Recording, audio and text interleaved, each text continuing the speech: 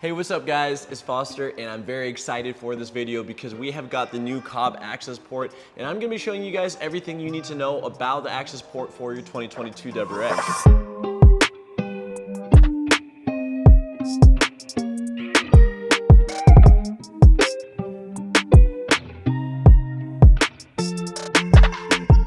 Alright, so let's talk about why having the Accessport available for the 22 WRX is such a big deal.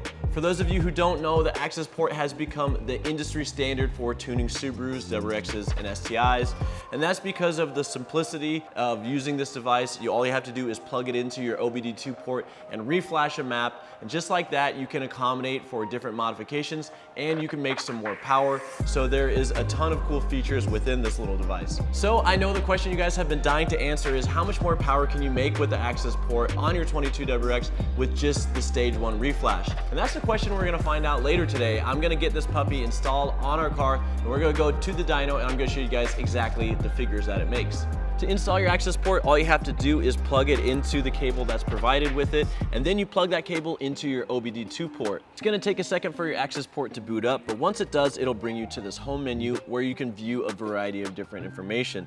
The first thing that's nice about this Accessport are the gauges. This will tell you your boost pressure, your oil temp, your knock, air fuel sensor, so you can get a ton of important information about your engine's health with your gauges, and I recommend when you're driving around to have this screen pulled up just to make sure that your motor's running healthy. Another nice feature of the Accessport are the different performance measurements you can take. You can measure your 0 to 60 time as well as your quarter-mile time, so a cool feature to have in case you're interested in timing your car's performance.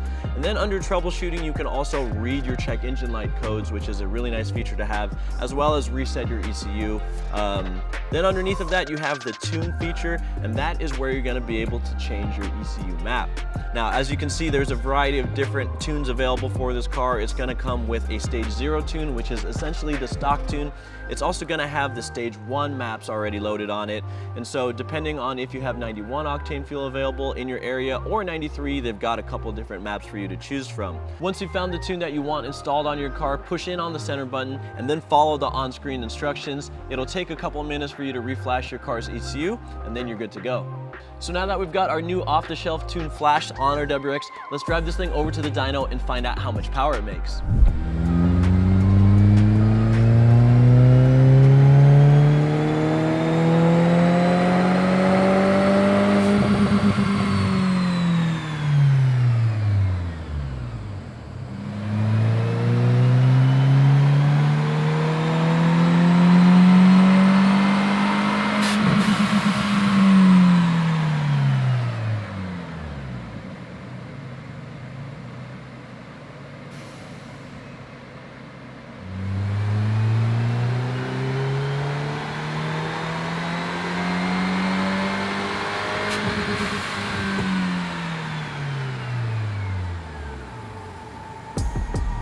All right, we did our first run with the Cobb OTS 91 octane map, and as you can see, we're almost at 300 wheel torque, so we picked up a substantial amount of torque and a little bit of horsepower as well.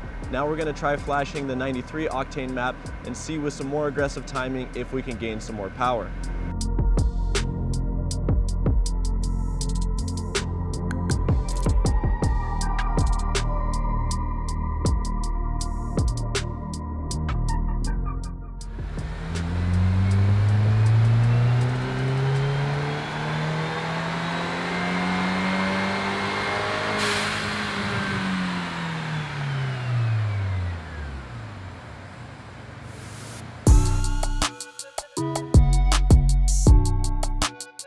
What we did today, we married the Accessport and we put the stage 0 map on there. What that means is the Accessport's married, it can log, but it's just using the stock tune file. Next thing we did was we tested the OTS 91 map, and what I can see in there is that, you know, Cobb brings the boost pressure up and then they clean up the air fuel ratio a good amount.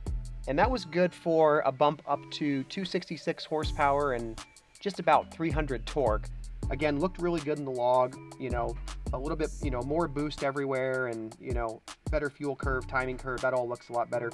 So finally, we tested the 93 octane map and that got us up to 278 horsepower and 306 torque. About the same torque, but a bit more top end on there. Looks like they're running some more boost, a bit more timing, a little bit leaner fuel curve as you would expect on 93. And even though we have 91 octane in the tank right now, I still didn't pick up any knock or any dam movement, so it seemed like happy enough on that. Okay, we're back at the shop, but before I end the video, I do want to quickly go over some of the results that we got at the dyno with that new Cobb tune. To be honest, I thought the results were pretty darn impressive. The 22 WRX responds really well to a new tune, and it was awesome to see the power gains. We picked up about 10% more horsepower and 20% more wheel torque, which all we had to do was just flash a tune over the OBD2 port, so didn't even have to pick up a wrench. I have to say, dollar per dollar, the Accessport truly is one of the best mods you can buy. It was also awesome to see that the off-the-shelf tunes for this new 22 WRX are pretty good. They weren't pulling timing and they didn't have any knocks, so you could feasibly run one of these on a daily driver if you're looking to get a little bit more performance. What about for those of you guys who are looking to get a Pro Tune? Well, I did confirm with Cobb that Pro Tunes will be available for the Accessport in the coming months, so if you want to go full bolt-ons or 85 down the road, an Accessport is a great option for that too. If you guys are looking to pick up an Accessport, I will put links in the description down below to the SubiSpeed website. And with all of that being said, thank you guys so much for watching this video. I'll see you in the next one.